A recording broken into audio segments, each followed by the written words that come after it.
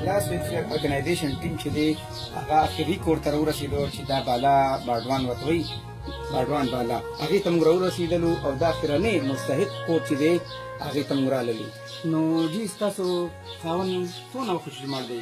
دا شپاړسم کال دی شمال دی شپاړسم کال دی دا غریب نه بغیر ستاسو د کور خرچه څنګه چلي زما د کور خرچه د سپېرې چې زه په دې خدمت کوم او ځان خاورې د دغه خاص نه راوړم او دا تنورونه جوړوم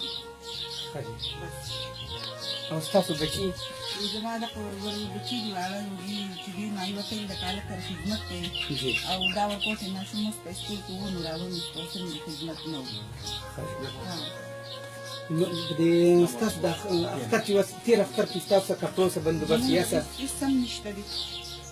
او اوس لکه داسې څه بندوبست تاسو ځان د کپړو یا د ماشومانو لپاره کوم چې په بردي کور کې کار کوي د کپړو څه بندوبست هم ونه کړی دی نه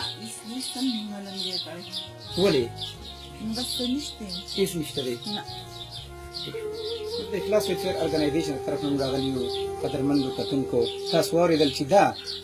ترور زموږ دا په خپلې مزدورۍ سره چې دی نو هېڅ رغی نشته دی په پیسو باندې دا څیزونه جوړوي او بیا یې خرڅوي تر نور نه نو موږ د اخلاص ویلفیر ارګنایزیشن طرف نه راغلي یو دوی له همدا پښې کې دې راوړلو دا چې دی ټول چې غواړي اکثر په دې کې شامل دي خو زه د دې جرأت ته سلام کوم چې دا په دې خپل لاره کې چې دی کله 14 کاله وشو او د دې خاوند مړ دی او دا خپل روزګار چې دی هغه په دې سره خپل بچي باندې نو ډاکټر پیسې راته چې په مې د سرکاري هسپتال کې زما کولای شي راکړي پیسې نه سره نه ان شاء الله اخلاص ویلفیر ارګنایزیشن هم کوم ملګري چې دي هغوی ته به چې دی موږ دا دغه وکړو ان شاء الله الله پاک چې دی هغوی زړه ته به واچوي تاسو هغوی چې دی په دعا کې یاد کړئ